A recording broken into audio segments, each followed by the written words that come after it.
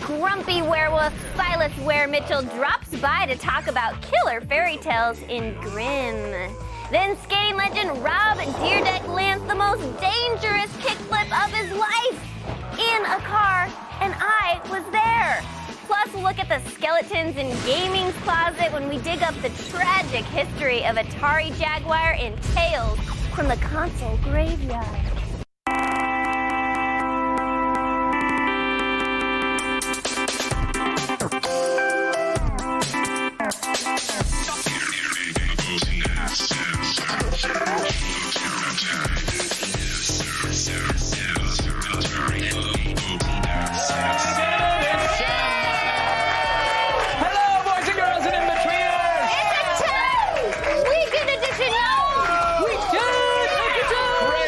Crazy. This isn't like the week, the work week. It's the weekend. The weekend. Yeah.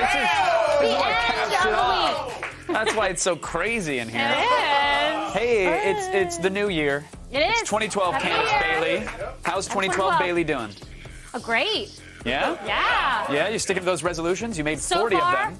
well, I made them. I told you this. I made so many so that if some of them failed, I could still keep one. Right. Which, by the way, none have failed yet. Oh! Wow. What about you? What about me? No, you didn't do resolution. I didn't really. My only resolution was to see more strippers this year. That is not a resolution. I do. Someone's got to visit them. Someone's got to keep the economy going. And I'm that guy. You're supposed to make things better. 1G at a time. Hey, Sarah. That was the transition? Hey, Sarah. What's up? You guys want to hear about what's coming up in the feed? We would love I to. absolutely do. Allow me to tell you. This week we heard about Marvel's lawyers fighting against mutant human equality, and a bunch of major websites considering the nuclear option to raise awareness about SOPA. But today we have some fresh Star Trek casting news and the story of a new church in Sweden that prays at the altar of file sharing. I'll have all that and more coming up. Oh, and one more thing. What? Huh? Anyone want to see a car flip? Yes? Is Candace driving? No. I wish. Rob Dyrdek is, and it was freaking awesome. I was like a couple feet away from this car, like completely doing a 360. Nothing to make you realize how powerful and bulky cars are and seeing it try to launch through the air, because that was crazy. You know, when life gets tough, what better way to spit in its face than by risking it all with one huge, death-defying stunt? And the man hawking that giant loogie is none other than Rob Dyrdek. Pro skateboarder Rob Dyrdek has done plenty of stunts in his life, but nothing as big as what he's about to do today. He's teamed up with Chevy to send a new Sonic flying through the air. It's called a kickflip, and he's putting his life on the line for one big thrill. What is going on here today?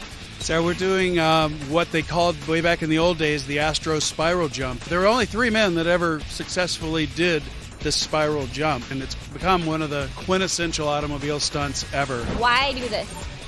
What's your reason? That's funny. Like, someone asked me that this morning. Like, what are you doing? You own like 17 companies, and you have like all this. You have plenty of money. Why are you doing this? And I said, you want to know what? I don't know.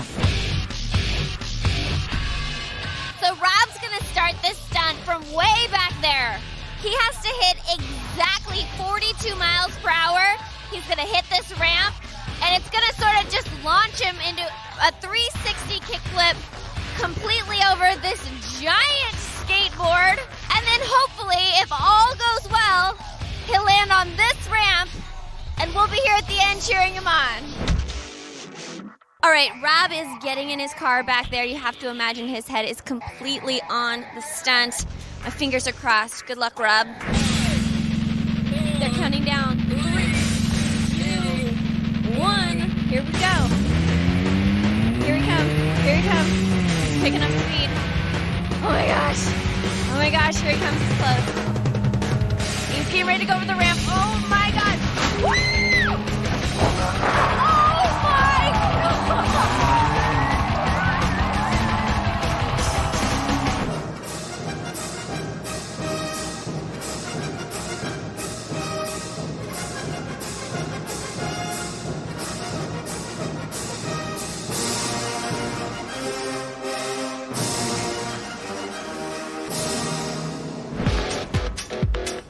The only way I could line it up perfectly is if I had one eye closed. I had to keep doing this as I'm going, but I had to keep looking down, opening up to look down, because if I went 41, I'd come up short. 42 was perfect. 43, 44, you're getting a little sketchy, so it was like one eye open, down, one eye up, down, up, down, up, down, up, down. Oh my closed God. eyes, closed eyes, closed eyes, closed boom. your eyes? Yeah, and then as soon as I landed, I was like, you are such a pussy. I can't tell you how nervous I was for Rob. I'm so happy I didn't have to interview him in the back of an ambulance. He totally kickflipped the out of that car and walked away without a scratch. My next stunt is going to be kickflipping the biggest skateboard in the world.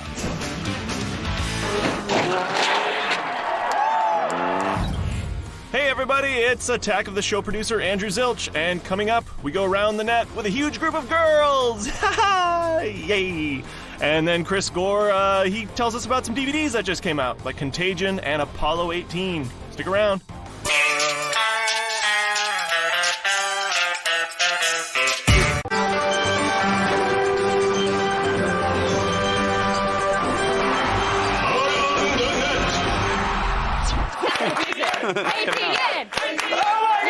Weekend edition!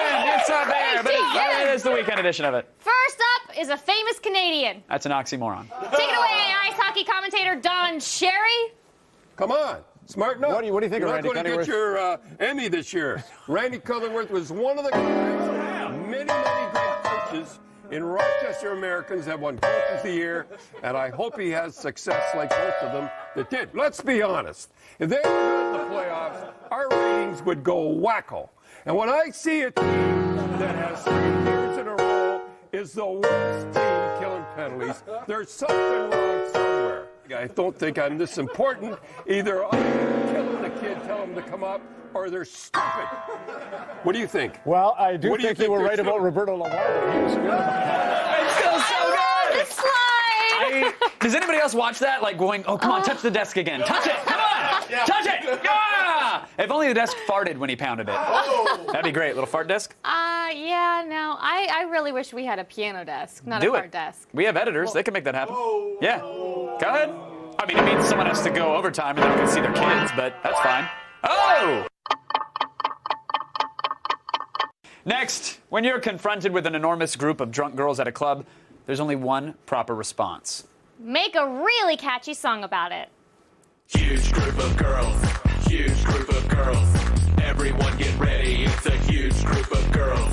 We're a drunken tidal wave, watch out for our wake. We act like every night is Panama spring break. We're hobbling and we're bobbling and we're wobbling in our heels. We're drinking and we're smoking and we yell and laugh and squeal. We're a huge group of girls, we're a huge group of girls. And we dance, dance, dance, dance, dance, dance, dance, dance, dance. We text, text, text, text, text, text, text, text, text, text. Drunk girl roll call. Becky, the drunkest one. Ashley, the slut. Teresa, someone's cousin. Stacy is missing. Aww. I love that. Which one are you in the huge group of girls? I wasn't any of those. I'm not usually the drunkest one. What, were you blacking out on your I'm way to not the club? the slut. Like you couldn't handle pre-drinking? No. What were you I don't then? know. What are the others? You went to college. Am I You the can- cousin? Am I the cousin? If there's always someone's cousin. I'm the cousin. Always. If you don't think so, you are that person. Oh no! Yeah. I'm the cousin. You're the cousin. There's Candace. Hey guys. The cousin. No, that's Stacy. You're gonna go missing with moves like that. And finally, let's see a truck. Let's see a truck that's momentarily flying. How about that? Ooh. Here he goes.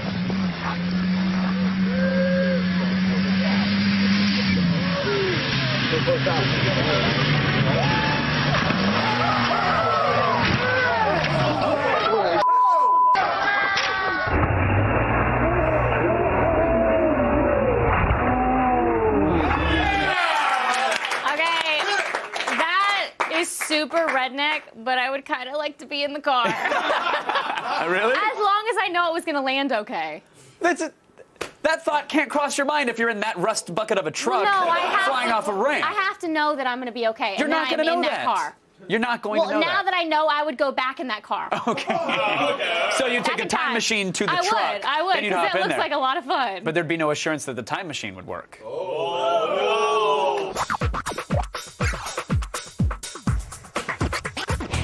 Good to see you. Welcome back, film expert Chris Gore. Thank you. How was 2012 to you? I was good. Let me tell you this. Nobody asked me about my New Year's Eve, but you don't want to know. Is it really that Trust much me, worse? You don't want to know. I'm still in recovery. Okay. I Very don't good. want to know. I don't want to know. Yes, you don't. What's up first? First, we have Contagion. Now, did you think this film captured what a virus outbreak would really be like? Yeah, first of all, I mean, what's great about it is that they do take a realistic approach. So you see the breakdown of social services. There's no police, there's no garbage pickup, no pizza delivery. Everything's gone wrong. Society's breaking down. Everything. Yeah, and it's frightening. I mean, it's really frightening in its banality. I mean, it's like boring. And also, the funniest film Dimitri Martin has ever been in. Well, that's true. Dimitri Martin is part of the cast. Okay, well, they do have quite an all-star cast. Yeah, no, it's amazing. Kate Winslet, Bryan Cranston, just an amazing group of actors. You know, I thought I was going to hate this film because I thought everybody was going to die and I was going to get invested in the characters, but I really didn't mind that they died, which kind of worried me and made me wonder if I've been on this show for too long. Well, for me, it's this movie's like a commercial for hand sanitizer, which I always carry in my pocket. I always have hand sanitizer. Oh, look at that. We Never usually not. have some back here. So what's the bottom line? Bottom line is, it's Rent. I agree. Solid Rent. I agree. Yes, first one. Very scary. All right, what's our next DVD? Apollo 18. Okay, now we've seen a lot of films that have mimicked the Blair Witch format, but this one is the first set in space. No, when I heard about this film, I thought, this is a great idea. I mean, I love anything involving NASA.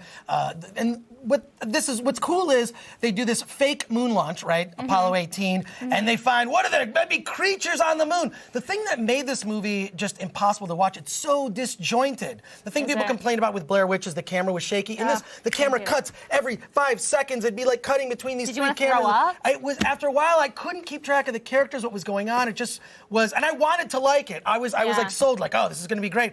The story just became convoluted, and it was just not it just wasn't scary after a while. So bottom line? Bottom line is, I'm sorry, it's a pass, folks. Okay. Pass on Apollo 18. That's all right. I'd say pass. Wanted to love it. All right, Yeah. what else do you have to check out? Don't be afraid of the dark. Okay, horror films like this tend to annoy me. If there's a monster in the basement, then why is a kid gonna go down there and check it out? Well, first Like if of all, something's yelling her name, I would run in the opposite direction. well, I agree with you. It is kind of a movie cliche to have a kid say, there's a monster, and the parents say, there's no monster. But let's face it, kids are big liars. So I find that to be kind of realistic. But I think that this was great. I mean, Guillermo del Toro, who worked on it as a producer, also a writer on it, he fell in love with the original Don't Be Afraid of the Dark, which I also happen to love. Oh, I didn't know there was an original. There's an original from the 70s, and it's scary. It's frightening. Not so much now, but I love that there's, in the film, they actually kind of have a nod to it with 70s turtleneck that Katie Holmes wears and a Polaroid camera that no one would have now. But I think you could basically beat the creatures in this movie if you just had one of those flashlight apps you could download. You could. I've got the flashlight app. You're not going to kill me, monsters. I think we're good. I think we're good. I'll be leaving the basement. Thank you very much. But thankfully, they avoid modern technology, and it's really frightening. I fell in love with this movie. You did? Yeah, I really enjoyed it. Huh. Yeah. Okay, bottom line? I'm like, not enough extras on it, so unfortunately, it's a Rent. It's a Rent is good. Okay. A Rent is a recommendation. Okay. You'll like, and the little girl is amazing in the movie. She is. She's really good. Yeah. Okay, now we have time for a quick pick. Oh, goody. One of my favorites. You should be watching this show, Archer. It's fantastic. And the Blu-ray, it's so good on Blu-ray. It just looks awesome. All right, thanks, Chris. Thank you. All the news you need to know. It's Friday, January 6th, and here's what went on this week. Google and Facebook might use the nuclear option to protest the Stop Online Piracy Act. In other words, they might black out their sites on January 23rd, along with other .com giants like Amazon, Twitter, and eBay, in order to protest and raise awareness about the controversial SOPA bill moving through the halls of Congress.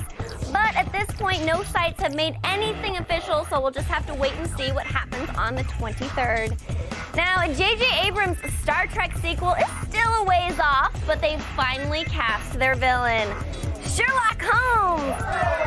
Well, the actor who plays Sherlock Holmes in the BBC series, Benedict Cumberbatch, probably the most British name ever, was just tapped to play the film's still unnamed villain. Some other info on the movie has also emerged. Deadline says it will indeed be filmed in 3D, despite JJ saying it would be converted in post-production, which means the 3D won't be sucky. Yay! And we can look forward to it when it hits theaters May 17th, 2013. Now, the Swedish have a new religion, the Church of File Sharing. The Church of Copy-Me-ism, real name, was just recognized by Swedish authorities this week. Members of the church say that information is holy and copying is a sacrament. And they hope that this step will mean they can, quote, live out their faith without fear of persecution. In other words, we can totally torrent now, dude! Yeah! And finally, it's time for the Fark.com story of the day.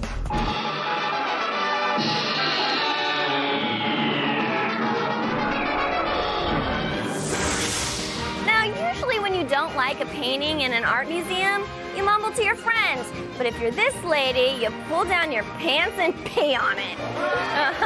A 36-year-old woman in Denver was charged Wednesday for walking up to a painting, pulling down her pants, and rubbing her butt all over the $30 million canvas. She allegedly urinated after that, but due to the abstract nature of the painting, authorities are still unclear about whether or not she actually peed on the painting itself. The total damage, $10,000 bucks, but hey, maybe this was just her way of expressing art. Yeah, true. Oh, I'm Sarah Underwood. You've just been fed. Hey, it's Andrew Zilch, and coming up, we don't have a motorcycle jump, we don't have a snowmobile jump. We have both at the same time in Adrenaline Junkies. And then Kevin sits down with Silas Ware Mitchell from Grimm. We're making dreams come true on Attack Weekend Edition.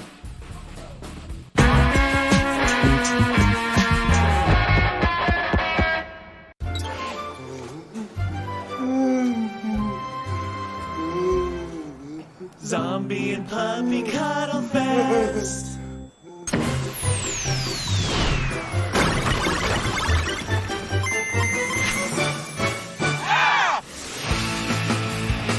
Another year go by filled with botched resolutions. This time, keep on track with a little help from these New Year's resolution apps. Figuring out what you want to achieve is one thing, but getting started can be a challenge all its own. Here to help is Unstuck. Unstuck was designed to help its users make tough decisions, whether it's figuring out if you should move across the country or you're suffering from a crippling case of writer's block. Unstuck provides on-demand coaching to overcome any obstacle you're facing. To do this, the app first leads you through a quick series of questions used to identify how you're currently dealing with the situation. Once it's determined your particular brand of stuckness, it spits out customized stats and tips on how to get unstuck. Also included are 11 unique tools intended to give you a kickstart, whether it's comparing pros and cons or visualizing your obstacles so you can overcome them. With a steadily growing community and countless ways to help you on the road to success, Unstuck will get you going for free on the iPad. But if you have something a little more specific in mind, and that something is exercise, then Fleetly is for you. Fleetly turns working out into a game by assigning point values to each of your activities, allowing you to compete against others and yourself by keeping score of everything you do. It'll first ask you a few questions to assess your current level of activity and where you'd like to be. It then spits out a target fitness level for you to strive for. To achieve your desired level, you'll need to log some exercise. You can choose from an extensive list of pre-generated workouts, including everything from squats to swimming. To complete its game-like feel, Fleetly has achievements that are unlocked by hitting certain landmarks, as well as shared challenges that are open to anybody willing to give them a shot. Available in both web and app forms, you can pick up Fleetly for free from the iTunes App Store or sign up online at Fleetly.com. And finally, if your goals are more varied than just spending time at the gym, then check out Resolutions 2012. Resolutions 2012 helps you keep track of your top goals for the year and how well you're sticking to them. The app helps by listing all the little things you need to do in order to achieve your big goals for the year, and has you check in every time you stick to the plan. Checking in and completing goals grant you badges and other rewards, ultimately giving you a small sense of accomplishment every time you stick to the plan. You can download the basic Resolutions 2012 app for only 99 cents in the App Store. However, if you want access to unlimited habits, you'll need to drop an extra $2 to unlock them. This year, give your resolutions a fighting chance with help from some of these motivating apps.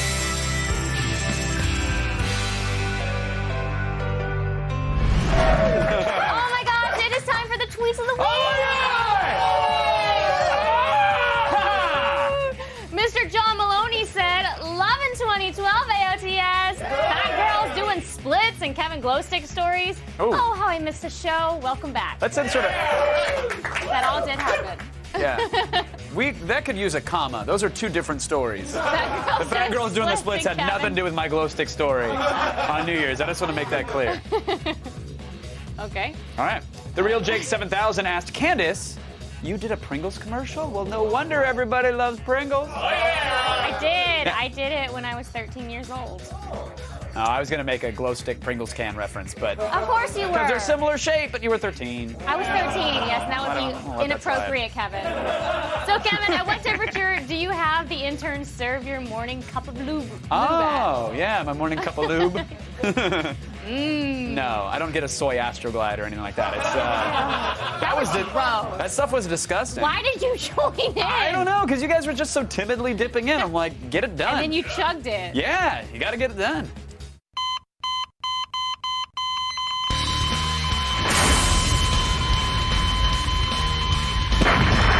Adrenaline Junkies. For those looking to jumpstart the new year with a heart-pounding rush, there are plenty of adrenaline-filled events to get your ass into high gear.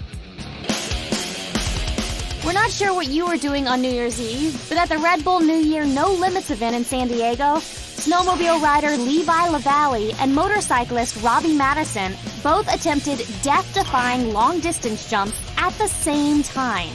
At this thrilling spectacle covered by ESPN, LaValle raced a 450-pound snowmobile down a snowless ramp at speeds of 100 miles per hour and soared a record-breaking distance of 412 feet and 6 inches, shattering his previous record by 50 feet. Simultaneously driving down a separate ramp, Robbie Madison flew 378 feet on his motorbike, surpassing his previous record by 20 feet.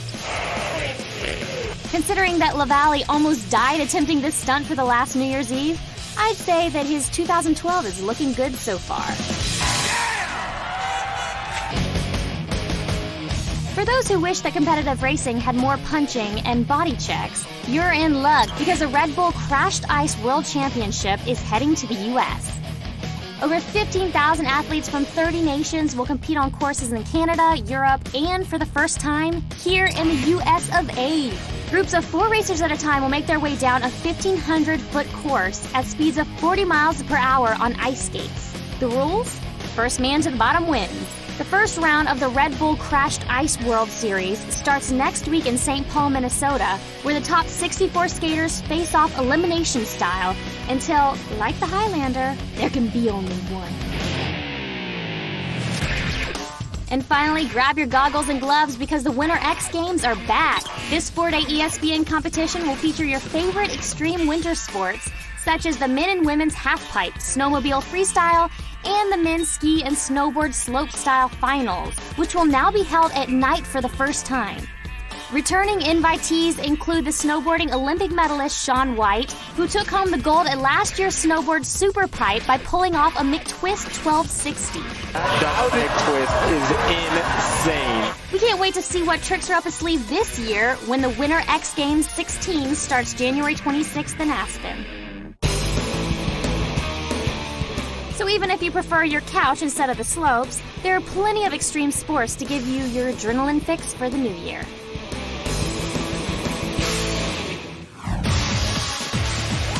Starting Tuesday at 7 p.m., join Kevin Pereira, Jessica Chobot, and the gang as Attack of the Show brings you 2 days of live coverage from the Consumer Electronics Show. Visit g4tv.com/CES for details. It's Andrew again, and coming up after the break, we've got Silas Ware Mitchell, the big bad wolf from Grimm. So don't move a muscle.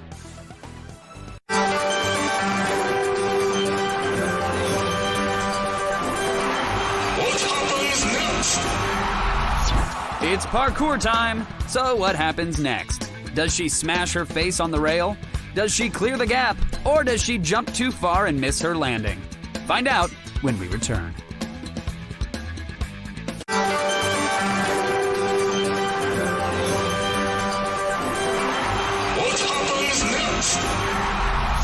It's parkour time. So what happens next? Does she smash her face on the rail? Does she clear the gap? Or does she jump too far and miss her landing? Oh! That is not how she wanted to start the new year. I'm guessing. Now, you might not want to meet my next guest under the light of a full moon. And I may or may not be talking about my butt. Siegbarst. Your basic ogre. You're saying you saw one here in Portland? Yeah. Oh, man. It's got a knot in my stomach. Siegbarsts are the worst. I mean, fortunately, they're very rare, but if you ever run across one, well, I guess you have. You've dealt with one before? Yeah, when I was a kid. I mean, I didn't deal with him directly. He came after a neighbor of mine 2 doors down. Their son, Freddie, was a buddy of mine. This guy beat Freddie's dad to death in his own garage and then used his tools to, trust me. You're lucky to be alive. Very happy-go-lucky. Please welcome Silas Ware Mitchell, everybody. Welcome to the program, sir. Thank you, sir. Welcome to the stage, the official studio, the shoebox, as we like to call it. I'm about to black out. All this is activity, this visual activity. No, that's the ecstasy that we slipped in your green room beverage. I'm sorry. Oh, cool. I'm So psyched. don't I'm going worry. to a hockey game tonight, so that'll be fun. Oh, yeah. The ice will have never felt fuzzier. Exactly. It'll feel warm. Yeah, the Zamboni's great, man. I need to get one of these for home. I'm going to sleep inside the net. When I last saw you, we were actually on the stage at Comic-Con, and Grimm hadn't actually aired yet. And you pulled me aside and were like, hey, listen, between you and me, this thing's not going to last past an episode. It's not going to go. Damn, you were wrong. I sure was. Congratulations. Yeah. And thank God you weren't talking about your butt. Yeah, exactly. No, we're psyched, man. We got a full season, and we're coming back to do the back 9, and the scripts are looking good, and we're psyched, man. And is this an actual happy, friendly cast, or is this the typical, like, oh, we really love each other, but I'd like to stab a couple of them with forks? Only a couple in the eye. But besides okay. that, That's no, fine. really, They have two. it's truly, it's funny. No one really believes it. Everyone's like, come on. But it's true. We really have a great time working together. It's a very no BS environment. People come to work, and then we go out and we play together out in the playground that is Portland. Okay, let's drill into the playground that is Portland, because you can put birds on things. You can crack eggs on things. That's the new thing. They'll put eggs on everything. You name it. There's a restaurant that makes a trout wrapped in prosciutto with an egg on top of it. Okay. It's like the trout's good enough as it is, but why not crack an egg on it? Don Burry. It's like the chef's apology that bacon used to be. Exactly. It's not good. Throw some eggs on it. Let's see what happens. There, yeah. You want an omelet Don Burry? Done. There is some good food up there. And good beer. food and great strip clubs, I hear. Per capita, the most in the country, from what I hear. Wait, from what you hear? Yeah, I haven't been to all of them yet. Give me a second, man. We're still only halfway through the first season. I got a long way to go. Yeah, you got to bide your time. Exactly. There's only so much you can take, But that is not true. But what are the Portland strip clubs like? Is it like Suicide Girl type things, or there's someone like arc welding a fixed gear bike when you go inside one? It's like I'm the Chamber of Commerce for strip clubs now. I didn't bring pamphlets, man. You gotta come on, just do your own research. I want you to be my Yelp. Yeah, exactly. Press me right here. There's a lot of different kinds, it's true. When you drive, the way I got to know Portland is driving to set. Mm-hmm. And in downtown, there's a whole bunch, and then you're driving to set, and you're like, okay, so we're out of the per capita area, and you're out on some country road, and you're like, whoa, there wasn't one right there. It's like, it just looks like a shack by the side of the road, but it's got these like bouncing girl, neon things. Like, I guess they were serious. It's a mechanical bear playing a banjo outside, Exactly. and then someone's just slow grinding its thigh. Exactly. It doesn't matter what kind of place. There's probably a chick in the back dancing. Yeah, any place that I care to be, which is true. Now I always hate when people do interviews and ask about other people, but were in The Patriot with Steven Seagal. Yes. That's got to be a tale or 12, right? There's got to be something. Now, can I open that Pandora's box? Well, yeah, it's a Pandora's box, and you can open it, but I'm not saying anything's gonna fly out. Are you worried that he would come out and just kick you in the throat? Yeah, exactly. He'll do what did he do to? He'll use his Seagal vision, which slows down time, allows him to X-ray you, right? And then he'll go right for your weak spot. His vision has, is now the Seagal belly. I think is where that's where his vision rests. It's in now. there. As do his hands. The souls of his enemies. Yeah, That's exactly. what he's pregnant he with. He did. He would stand and sort of rest his hands there while he was like, "Why aren't we shooting? What are we waiting for? Why aren't we shooting?" That was his big thing. That's the stealthiest ninja pose ever. That's why all the ninjas in their gi. He lulls you into a sense of security with his girth, and then it's right in there. You're a brave man for revealing the truth about Steven Seagal. So you go back to do the back nine when? And when do we get to see them? We start on Monday. No, the shows don't. I start working on Monday. Our next episode airs on the 13th, Friday the 13th. Perfect date for it. Couldn't be better. Silas, thanks so much for coming on. Thank you. Man. It was a pleasure. Appreciate it. Thanks a lot. Hey, it's Andrew Zilch again, and coming up, we pay a visit to the console graveyard and lay some flowers at the tombstone of the Atari Jaguar, or Jaguar if you're classy like me.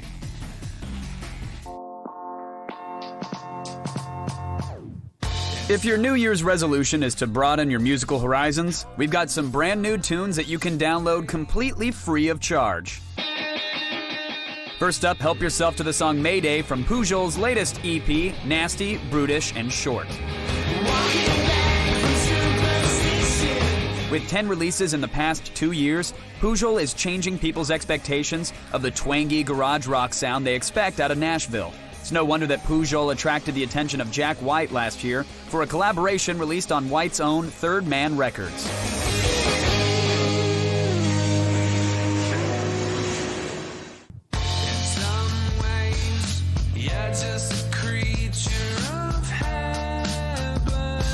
Next up is the band Kick Drums with their single, Had Too Much to Dream Last Night. Oh, don't you love the chase? Oh, don't you love the chase? What happens when you catch it? The band is made up of 2 former record producers who met while working as engineers at a studio in Cleveland, Ohio.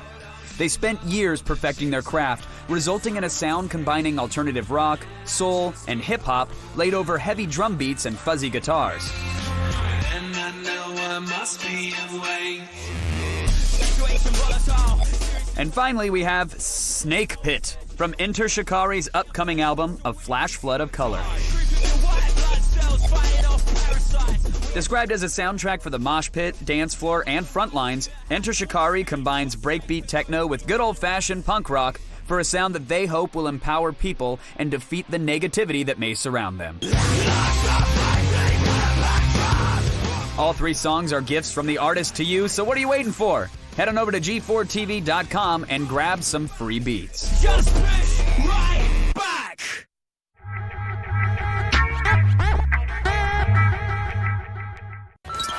If I had Santa's superpowers, me and Blitzen would go and do the Kessel Run in under 12 parsecs, effectively making Han Solo my bitch.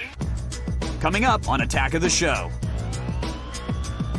Throw away your gadgets. We're live from the Consumer Electronics Show in Las Vegas with all the new stuff to fill your man cave. Then super hot MMA superstar Gina Carano will be here to kick some asses in her new movie, Haywire. And comedian David Cross returns with a new season of the increasingly poor decisions of Todd Margaret. Plus, we'll find out if Moneyball and Boardwalk Empire Season 1 are worth your time on DV Tuesday. And Grace Helbig learns to smuggle goods with Mark Wahlberg from Contraband. See it starting Monday. It's time for the behind-the-scenes moment of the week. Yes!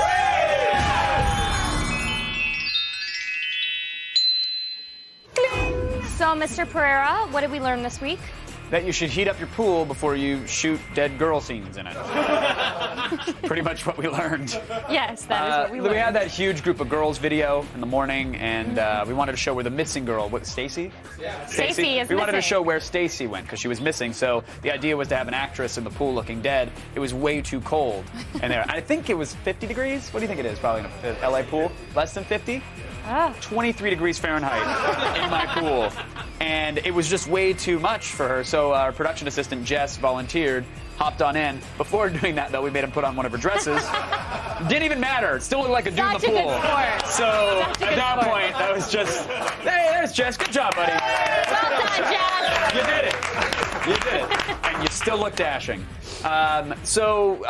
Here's the clip. You'll see it. And I decided to jump in as well, and I was a giant Take one for the pussy team. about it. And action. That was pretty good. That was pretty good.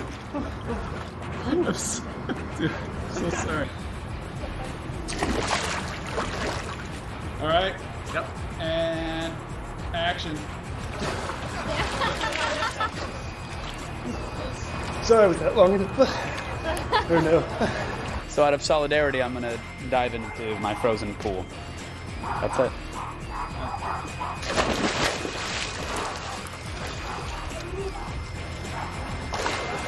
Well, you're out so soon. I said I was gonna dive in. I dove in. It sucks in there. That's not fun at all. That's really, really cold. That's not fun at all. That was like toxic shock. Jess, how you doing? I'm doing good now. Still looking good in the dress. That's what really matters. There was a half a second of thought of like, yeah, I'll just get in there and I'll be like, what's up? It's no big no. This, get out, get out. Yeah, no, that was cool. Well, I at really, least you jumped in. I would not have jumped in. you would have hopped in. I don't think I would have. Oh, I think we have a package for next week. Candace. Here's the. Wait, let's place it. No, hold on. Let's place the over under. There'll be a prize. There'll be a big prize. No, there will You'll not get be a basket prize. of puppies to No, pet that's during a an entire lie. show. No, That's if a lie. you complete the challenge. So what's the over under on laps? How many I laps hate can cold Candace water. do in No, my pool I don't wanna do it. before tapping out? I hate you. Think of the puppies. All right, over under's at 3. You're not even here next Over under's week. at 3. I know, so I don't have to Get deal out with of you. here. Stop it. Hang on, let's see this through. You get a basket of puppies and a $100 gift card to the That's Carl's all? Jr. of your choice. That's all? No. And a Twitter user will get something as well, so you get to be selfless and do it for one of our viewers. Here's what we'll do. We will hide various Twitter names of our users at the deep end of my pool. You have to swim down. Whoever's name you grab comes up. They get a prize. You get a prize. We're all winners, right? And if you can't do it, at least you tried. Sounds great, Kevin. Candace. Sure. The change your name.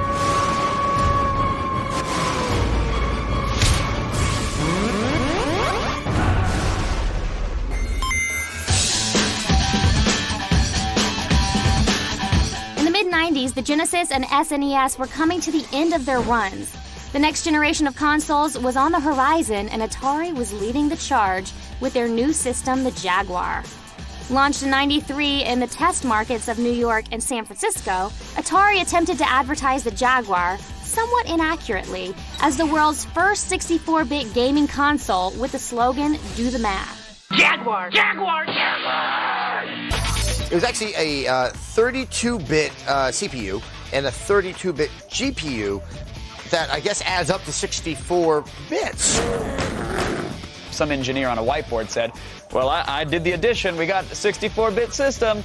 Not really. That was marketing speak. It was 32 bits and barely 32 bits.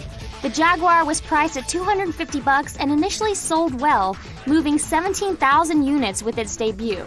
The system was boxed with a copy of Cybermorph and a single D-pad, which most critics regard as the worst controller of all time. You had 3 buttons, and then you could call Grandma on it or dial Miss Cleo because they gave you a whole telephone keypad on this thing.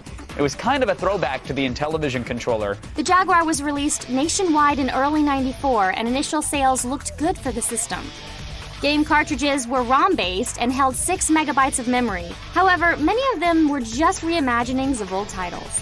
Atari was a nostalgic label. I mean, all of us remember the 2600, Atari games in the arcade, but it didn't denote high-end technology, which is what they were kind of trying to sell it on. Then, in 1995, Atari released the console's only add-on, the Jaguar CD, in an attempt to compete with other disc-based consoles like the PlayStation and Sega Saturn. They only ever released 15 titles for it, and it was so expensive that it did end up being a bit of a wash. The CD peripheral only sold about 20,000 units, and many of the titles were ports like Myst and Dragon's Lair. Despite these missteps, the Jaguar would have its relative share of hits. Games like Tempest 2000, which updated the arcade tunnel shooter. Tempest 2000 was their system seller, and it's polygons in space and shooting stuff. It had pretty graphics for the time, and the sound was okay, and it was an enjoyable game by Jaguar standards. However, the true shining moment for the system was the first-person shooter Aliens vs. Predator. This really was the first game that I can remember anyway that allowed you to not only play the game from 3 different perspectives, but it also offered you unique experiences. The idea that you're going to play all 3 species, human, alien, and predator, goes back to this Atari version. This was not created with the first of the PC games. However, by 1996, the Jaguar was written off as a loss, selling less than 250,000 units, compared to the PlayStation, which topped 100 million. So, to put into perspective how hilariously bad the Jaguar sales were, people compare its success to the Sega Saturn, which sold a few million units. Leftover units were sold off to various companies ranging from arcades. Atari was able to take some of the hardware and architecture that was created for the Jaguar and sell it off to arcade divisions. Area 51 was actually powered on Jaguar technology. To the more bizarre. The unused systems got turned into dental cameras, inflicting more pain upon an unsuspecting populace. By the late 90s, Atari was purchased by Hasbro, who released the rights for the system. While the Jaguar would find a little life in the modding community, it effectively ended Atari's run as a console maker. Atari, such a strong brand, something that will so define the late 70s and the early 80s, really showed that, that type of nostalgia hadn't kicked in yet in the early 90s. And as a result, you started to see that Atari brand slip. They don't make consoles anymore. They do make games occasionally, but something that was so prominent in people's minds has really just become sort of a novelty and something that people talk about wistfully and really never go back to play those games again.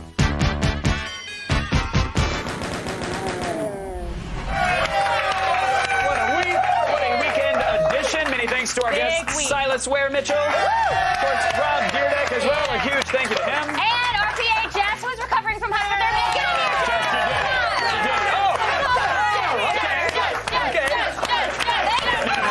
Too close to the talent. Way too close to the talent. Way too close to the talent. Dance over there.